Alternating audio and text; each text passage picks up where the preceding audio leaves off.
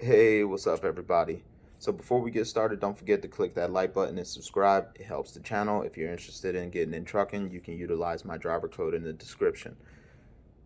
So, I almost had a truck, or at least I thought I almost had a truck. I got a call from Success Leasing close to about an hour ago. Let me know that there was a truck I could go and take a look at. So, they had a relatively new Freightliner, only had about 9,700 miles. I was gonna take it. I soon as she said I could take a look at it, I was getting my stuff together, getting ready to run out the door. She gives me a call a couple minutes later and she says, "There's been a communication issue. Somebody that was looking at the truck decided they were gonna take it." And I'm like, man, I wanted that truck. I know I talked about doing a short lease and all that, but that's a new truck. New truck.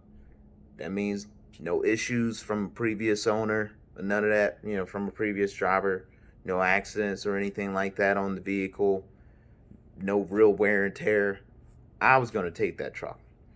That's honestly what I'm hoping to get at this point, as I've been really thinking about the situation, is getting put into a new truck versus getting a truck that has like low mileage on it. I mean, low mileage truck is pretty good too, but I'm definitely not jumping in a truck that's got over 500,000 miles. There's no way. You're taking a very high risk of having to do some potential major repairs within just the first couple of months, because anything could be wrong.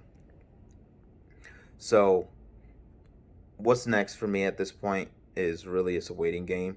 I'm somewhere around like 13th, 14th on the wait list at this time. So I believe the way they're doing it is when the trucks come in, whoever's first on the list gets the opportunity. They offer the trucks to the first person on the list. And then if they don't accept any of the trucks, then of course they call everybody else and say if they want to go and take a look at the trucks, they have the option to. Um, like I said, my fingers are crossed so I can get a new truck. So I did let her know if they get any more trucks like that in to call me immediately, because I will definitely come down there and come grab one. I'm personally sold on driving the Freightliners, primarily because they get the best fuel economy over the other trucks, especially over the Peterbilt. I've been told they also do over the Internationals. Um, Another reason behind me wanting a Freightliner is just simply pretty much all the dealerships, all the shops, you can easily get them repaired. Parts are more readily available for the Freightliner than they are for some of the other ones. Trucks like the Peterbilt, for example, have to be repaired at the dealership. So I want to make sure that I'm in a vehicle that, one, its lifespan is definitely going to be better than something that has really, really high mileage. Number two, something that's easily able to be repaired if repairs are necessary. And if possible, I would prefer to be the first driver or the second driver. So my car is a good example of that. I just prefer vehicles that have very low mileage of it. So when I got my car only had like 23,000 miles on it. It was certified pre-owned, had only been driven by one previous owner. I had the Carfax to see that there were no accidents or anything like that. So I knew that there was a very low risk with getting my car. And then on top of it, I tend to do all the preventative maintenance to make sure that my vehicle continues to run and function properly. So I'm going to be treating my truck the same exact way. You know, keeping on top of oil changes, replacing filters when needed, um, double checking to make sure that my tires are rotated and things like that. Um, any other things that need to be repaired on the vehicle over time, or replaced. I'm going to ultimately be putting a list with some more experienced drivers of some things to make sure that are done on a certain schedule.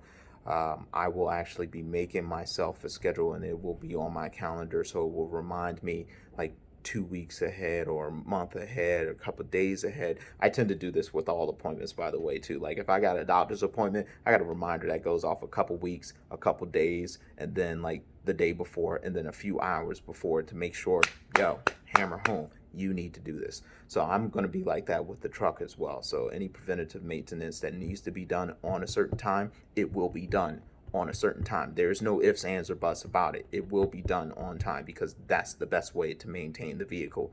You know, the vehicle is no different than your body. You got to take care of it. If you don't take care of it, it's going to fall apart. Anyways, so right now I'm just waiting.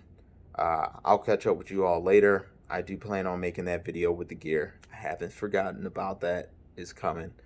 Just bear with me. Actually, I'll probably do that later today since I'm thinking about it right now, since I have a little bit of time.